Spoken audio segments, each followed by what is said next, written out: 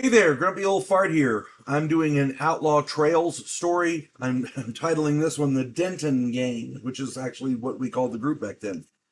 Before I get into this, however, if you enjoy my content, it would really help me out if you would hit the like button, subscribe to my channel, share my content on social media, and post a comment or two.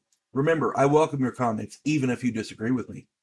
If you enjoy a good book, check out my author page on Amazon. My pen name is H.L. Anderson. The link will be in the description of the video.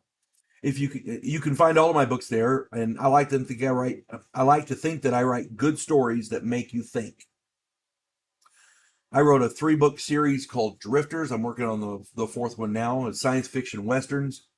I wrote a fun story about a house in New Orleans where the monsters all hang out. It's called The House Off Farigo Road.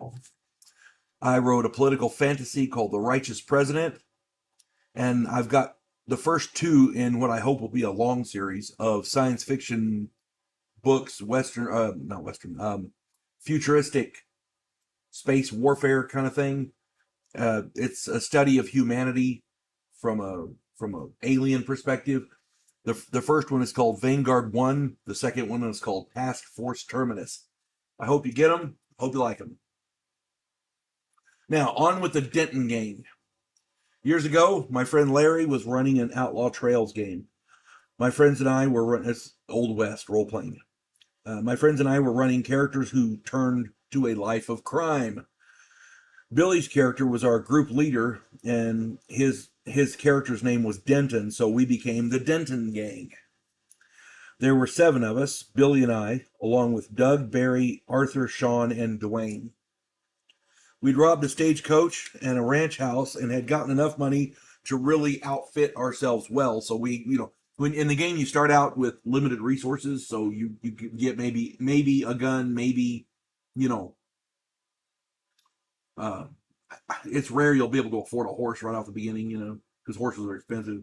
But we had gotten enough money to where we could really outfit ourselves. We all had horses. We all had the guns we wanted, what we the equipment we wanted to use in the game. So we were doing pretty well. Doug figured in for a penny, in for a pound, and he suggested we might be ready for the big leagues. He said we should rob a bank.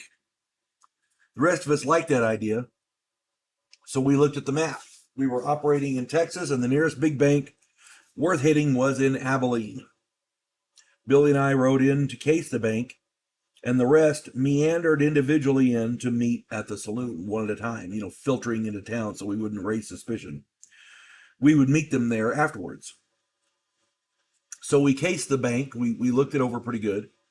Uh, Billy went in and opened up an account for $20 so he could get the inside layout. And then we went back and we met at the saloon with the others. The bank was a 2-story building. The top floor was, we figured, offices and such, while the bottom were the tellers and the vault and like that. We met them at the saloon, as I said, and we explained our situation. So we all worked up a plan. Our plan was simple. One man would wait with the horses out front. Another man would wait in the back in case, somebody tried to get in that way. The rest of us will go in for the money. On the way out, we would split up and meet at a designated draw which we'd camped at 2 days past. We figured that splitting up would prevent the posse from targeting us all in one place and might confuse any trackers that they have. Doug held the horses out front while Barry covered the back of the bank. The rest of us went inside. I covered the tellers while the others took the manager to the vault so he could open the vault. The problem started when 2 of the tellers produced shotguns. I killed the first one, but the second one hit me with both barrels and blew me across the room. I died right there. The townsfolk heard the shots and started grabbing guns. Billy ran up front with Arthur and started killing tellers.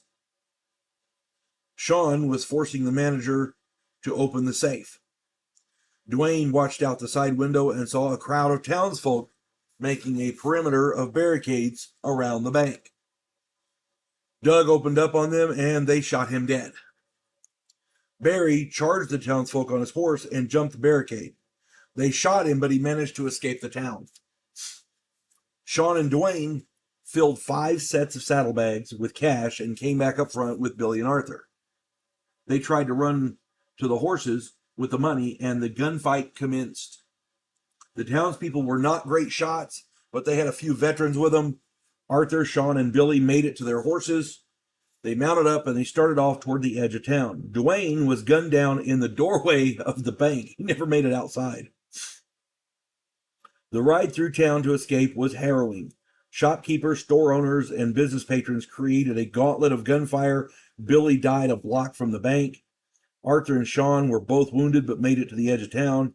The sheriff's deputy unloaded his shotgun at them as they rode by, and Sean was blown from the saddle. He died. Arthur made it out of town with 2 saddlebags full of money. And as per the plan, Arthur and Barry met at the draw. They made camp. They patched up their wounds. They made camp. They were getting ready. During the night, the posse surrounded them. And come daybreak, there was a gunfight. Both outlaws died. Yeah. Outlaw Trails is designed as a down and dirty, realistic game, and it does not take a lot of gunfire to kill a player character outright. The Denton gang did not last long. Barry commented at the time about similarities between the Denton gang and a certain other historic outlaw gang who tried to rob a bank and got chewed up by the whole town. Yeah, we thought that was kind of funny too.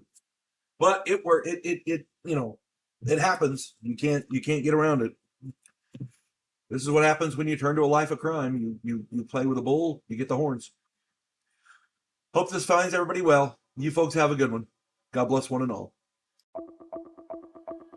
Vanguard 1, Devo Poland, a scientific representative from a pacifist race called the Gandhiri, has come to Earth to learn the one thing that humans do better than anyone else in the galaxy: to fight.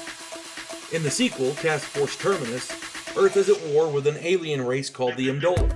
Devo Poland's new commission in the Terran fleet exposes him to bigotry and treachery, and he comes to realize that sometimes political and military maneuvering are one and the same.